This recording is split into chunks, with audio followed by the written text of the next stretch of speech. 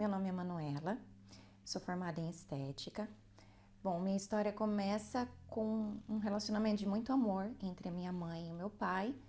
E quando eu tinha 1 ano e 2 meses, meu pai faleceu num acidente de carro.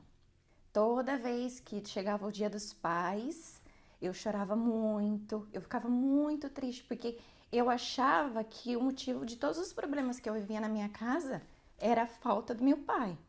E eu sentia falta de uma coisa que eu nunca tive. Fazia falta, muita falta. E minha mãe tentou se envolver com várias pessoas, ela namorou várias vezes, mas não dava certo. A minha mãe começou a namorar com meu padrasto e aparentemente estava tudo bem. E aí ela decidiu dar um passo a mais e trouxe ele para morar com a gente, para ela tentar reconstruir uma família. E no começo foi muito bom, mas aí começaram logo as brigas, muitas brigas, e por várias vezes a gente presenciava essas brigas, minha mãe ia pra cima do meu padrasto, já teve vezes de eu ter que tirar a faca da mão da minha mãe. Aí além das brigas, né, que eram muitas, um dia eu e minha irmã fomos pro quarto para se trocar, e uma amiga da minha irmã estava na sala aguardando a gente. E ela viu meu padrasto agachado na janela do quarto. E ela não entendeu o que estava acontecendo. Mas ela ficou quieta e quando ela entrou no quarto, ela falou pra gente: "Nossa, eu achei estranho, seu padrasto estava ali na janela." E a gente viu que tinha um buraco debaixo da janela. Então ele tinha feito um buraco para observar a gente, depois a gente descobriu que tinha um outro buraco no banheiro, que tinha um outro buraco na outra parede do quarto. Então ele já estava observando a gente não sabia quanto tempo. E naquele momento eu fiquei assim desesperada, porque eu falei, minha mãe já briga com meu padrasto o tempo todo, já teve briga de faca. Então eu falei, agora se eu falar pra minha mãe que ele tá observando a gente, o que vai acontecer? Minha mãe vai matar ele? E aí nós conversamos e decidimos que a gente ia falar com a minha mãe. E a gente falou com a minha mãe, contou pra ela ficou muito nervosa. Ela chamou a polícia, chamou a família.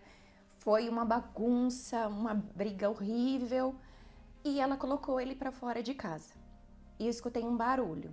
Aí eu fui ver o que era. Minha mãe tinha tomado veneno pra morrer. E ela tava na cozinha caída. E eu desesperada, quis fazer alguma coisa. Então eu cresci pensando que eu podia perder a minha mãe a qualquer momento. Já não tinha meu pai. E eu corri o risco de perder minha mãe porque ela não estava sabendo lidar com aquilo. A partir daquele... Eu tinha raiva dele por causa das brigas. Depois que a gente descobriu isso, virou um ódio. Então tinha muita raiva dele. Então eu desejava que ele morresse. Para mim, se ele morresse, ia ser a notícia mais feliz da minha vida. Até que uma vizinha minha, ela ouvia, todos os vizinhos ouviam as brigas. Então ela me convidou para ir à igreja com ela. No começo eu resisti um pouco, porque eu tinha medo. Eu via alguns programas da igreja na TV e eu ficava um pouco com medo. Mas eu estava precisando. E eu fui. E foi a melhor coisa que eu fiz na minha vida. Eu já tinha ido em outras igrejas.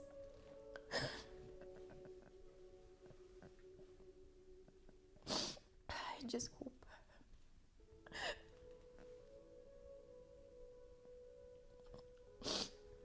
Mas eu não tinha conseguido resolver o problema que estava dentro de mim. E naquele dia, eu não imaginei que ia acontecer aquilo comigo. Mas eu fui para a igreja, eu assisti a reunião e eu lembro que o pastor falou: se você está se sentindo cansada, triste, tem alguém aqui que pode te ajudar. Porque Jesus, ele veio para os cansados, para os sobrecarregados, e eu vou te aliviar. E eu fui, mas eu fui de todo o meu coração na frente do altar. E eu me derramei. A minha vizinha não entendeu nada.